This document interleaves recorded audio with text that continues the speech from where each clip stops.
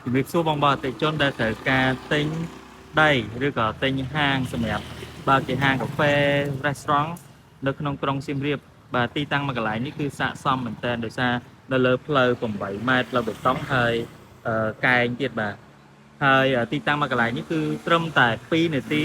ពីផាប់ពេកតែប៉ុណ្ណោះបាទទីតាំងមួយកន្លែងនេះគឺល្អខ្លាំងមែនទែនតម្លៃក៏មិនទាន់ខ្លាំងចេញពីធនាគារមកដែរតម្លៃខ្ញុំនឹងនិយាយនៅក្នុងខាងចុងវីដេអូបាទសម្រាប់ទំហំដីគឺ8កន្លះគុណនឹង33.6បាទហើយ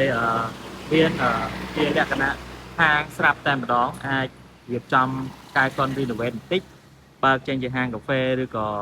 ជាភោជនីយដ្ឋានហាងអាហារបានហើយបាទហើយនៅក្នុងនោះគឺមានបន្ទប់ទឹក2ស្រាប់ទៀតបាទ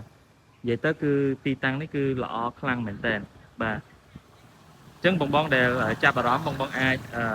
អញ្ជើញមកមើលដល់ទីតាំងផ្ទាល់បានណានេះបងនេះបាទនេះគឺផ្លូវបាទផ្លូវ